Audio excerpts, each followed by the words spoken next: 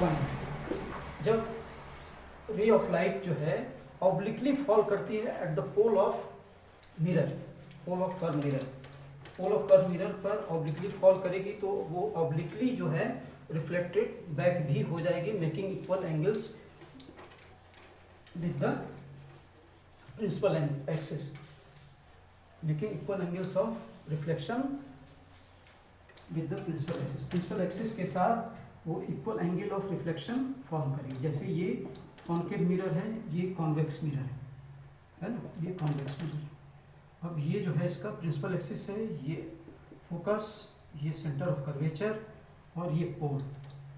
ये भी ये कॉन्केव मिरर है, ये कॉन्केव मिरर, ये क्या है कॉन्वेक्स मिरर, कॉन्वेक्स मिरर, ये कॉन्केव मिरर, ये कॉन्वेक्स मिरर, ये दोनों हैं।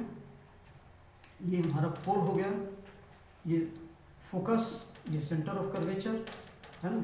तो यहाँ से यदि कोई ऑब्जेक्ट हमने रखा है यहाँ पर और यहाँ से कोई रेज इस तरह से फॉल कर रही है पोल पर, तो रेज पोल पर फॉल कर रही है, तो ये जो है वापस इस तरह से वो रिटर्न बैक हो जाएगी। जैसे ए है, ए पी रिटर्न बैक होकर P B P A dash की ओर चली जाएगी, पी ए डैश। यहाँ एंगल ऑफ इंसिडेंस आई और एंगल ऑफ रिफ्लेक्शन, ये दोनों बराबर एंगल फॉर्म हो रहे हैं।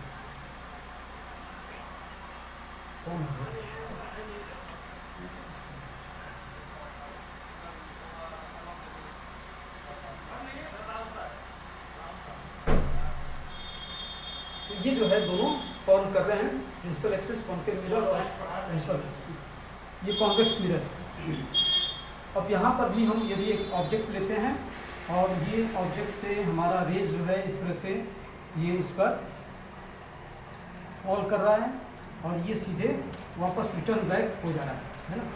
तो ये दोनों केस में ऑब्लिकली यदि फॉल करती है कोई भी लाइट रेज तो वो ऑब्लिकली रिटर्न बैक कर जाएगी, making equal angle of incidence तो making equal angle of reflection से, है ना। तो ये फोर्थ रूल है, this is the fourth rule. According to fourth rule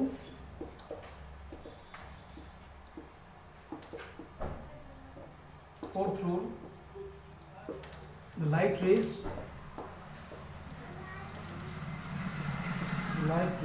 falling obliquely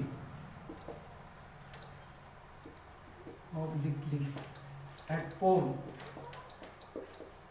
of the curved mirror के पोल पर यदि ऑब्लिकली फॉल करेगी तो it will returns back